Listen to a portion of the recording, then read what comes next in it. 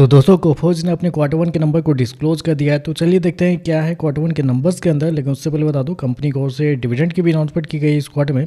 ₹4 के हिसाब से कंपनी आपको डिविडेंड देने जा रही है, जिसका जो रिकॉर्ड डेट होने वाला है वो आपका होने वाला है 31 जुलाई। तो याद देखिए 31 जुलाई कंपनी का रिकॉर्ड डेट है कंपनी के ₹4 डिविडेंड के लिए।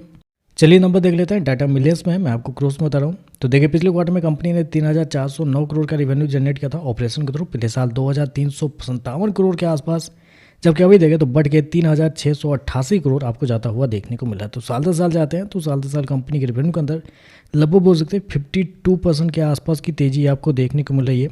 जबकि क्वार्टरली बेस पे जाते हैं तो क्वार्टरली बेस पे भी कंपनी के रेवेन्यू के अंदर लगभग 8% के आसपास की तेजी है। तो कंपनी का रेवेन्यू देखें तो क्या गजब के भागता हुआ देखने को मिल रहा है। मतलब कह सकते हैं आप कोफोज, परसिस्टेंट, इस सभी को इसलिए वैल्यू दिया जाता है क्योंकि साल दर साल देखिए साल दर साल कंपनी की ग्रोथ आपको 50 से 55% आपको जाता हुआ देखने को मिला है। इसलिए मिड कैप में कोफोज और परसिस्टेंट को ज़्यादा वैल्यू दिया जाता है। कंपनी इस वक्त की जगह 3,688 करोड़ का रेवेन्यू इस क्वार्टर में, जबकि मार्केट का अनुमान था 3,750 करोड़ के आसपास। तो आप कह सकते हैं जितना मार्केट का अनुमान था उसके आसपास ही आपको देखने को मिल रहा है।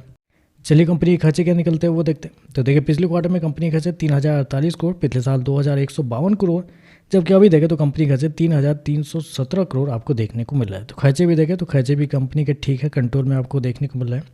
हालांकि थोड़ा सा ज़्यादा इस क्वार्टर में देखने को मिल रहा है क्वार्टरली बेस पे। चलिए कंपनी का प्रॉफिट क्या निकलता है पहले वो देखते हैं। तो देखिए पिछले क्वार्टर की बात करते हैं तो पिछले क्वार्टर में कंपनी 307 करोड़ के प्रॉफिट में थी। पिछले साल की बात करते हैं तो 139 करोड़ का प्रॉफिट, जबकि अभी देखें तो बढ़ के 356 करोड़ आपको जाता हुआ देखने को मिला। तो साल दर साल जाते हैं तो साल दर साल कंपनी के प्रॉफिट के अंदर एक बड़ी तेजी आपको देखने को मिले।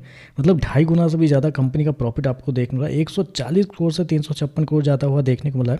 क्वार्टरली बेस पे देखें तो क्वार्टरली बेस पे भी कंपनी के प्रॉफिट के अंदर लगभग 17% के आसपास की तेजी है। तो कंपनी के प्रॉफिट के अंदर देखें तो बड़ी तेजी आपको देखने को मिली। जबकि मैं आपको बता दूं इस क्वार्टर में कंपनी को एक्सेप्शनल आइटम में 25 करोड़ के आसपास का नुकसान भी हुआ है। जी हाँ, 25 करोड़ का नुकसान हुआ है। उसके बावजूद देखें तो कंपनी के प्रॉफिट के अंदर एक बड़ी तेजी आपको देखने को मिले।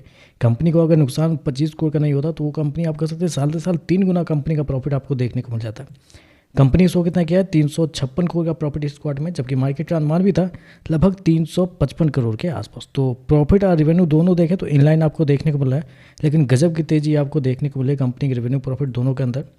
ईपीएस की बात करते हैं तो देखिए पिछले क्वार्टर में कंपनी का ईपीएस ₹7.76 के आसपास था। पिछले साल की बात करते हैं ₹4.76, अभी देखें तो ₹7.38 आपको देखने को मिल रहा है। तो ओवरऑल देखें तो नंबर तो आपको अच्छे देखने को मिला है। कंपनी के रेवेन्यू प्रॉफिट सारा कुछ बढ़ता हुआ देखने को मिला है। लेकिन एक चीज़ मैं और हाईलाइट करना चाहूँगा यहाँ पे, अगर आप कंपनी के एक डिसकंटिन्यूस ऑपरेशन के थ्रू कंपनी को जो कुछ प्रॉफिट जनरेट हुए हैं वो 70 करोड़ के आसपास है, जबकि पिछले क्वार्टर में 1 करोड़, पिछले साल 18 करोड़ का नुकसान हुआ था। तो इस वजह से भी आप कह सकते हैं कंपनी का जो प्रॉफिट है वो इतना बड़ा आपको देखने को मिला है।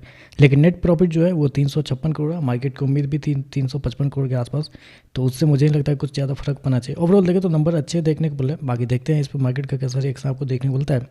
आज के लिए बस इतना है। वीडियो पसंद आया तो लाइक कीजिएगा, साथ में साथ चैनल को सब्सक्राइब जरूर कीजिएगा। धन्यवाद।